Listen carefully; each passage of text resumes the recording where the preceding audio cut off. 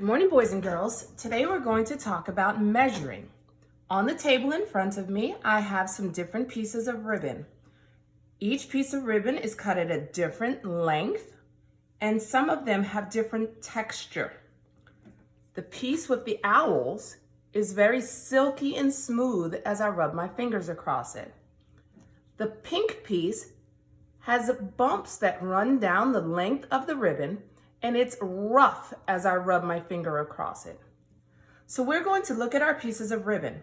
I have some pieces of ribbon that are short and other pieces that are long. So we're going to compare the sizes and the lengths of our ribbon. This piece is the shortest, so I'm going to place it here at the top. When I look at the pieces of ribbon and I line up their edges together, I can see that this one extends down the table further than the other one, which makes this one shorter. If I compare the short one to all of the other pieces, I can see that all of the other pieces of ribbon are longer than the piece in my hand, which is the shortest piece of ribbon. So now I'm going to compare the other pieces to see how long or short each piece is.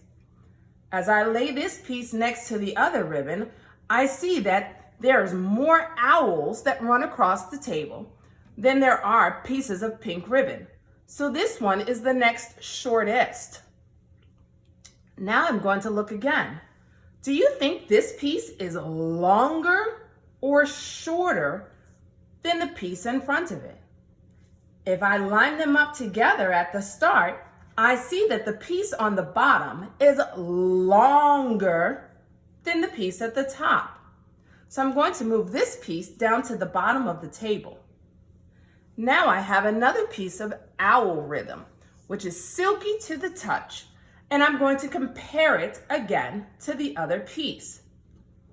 Which one do you think is longer or shorter of these two pieces of ribbon? The piece on the top goes all the way down the table. The piece on the bottom stops in the middle of the other one. I think this piece is the next shortest piece. So I'm going to place it here under the other piece of pink ribbon because it's shorter than this one, but longer than the pink piece. So now I'm going to look at my pieces of ribbon again. I'm going to compare the piece all the way at the bottom to this next piece here in the middle. If I line them both up together and start here at the beginning, I see that the piece at the bottom goes further down the table, which means that it is longer than the piece above it. So I'm going to leave this one down at the bottom of the table, and I'm going to place this next piece here as it's the next shortest piece. So now I have placed all of my pieces of ribbon in order from shortest to longest. I can compare them again to see that the pink piece at the top is shorter than all the rest of the pieces of ribbon. Shortest to longest.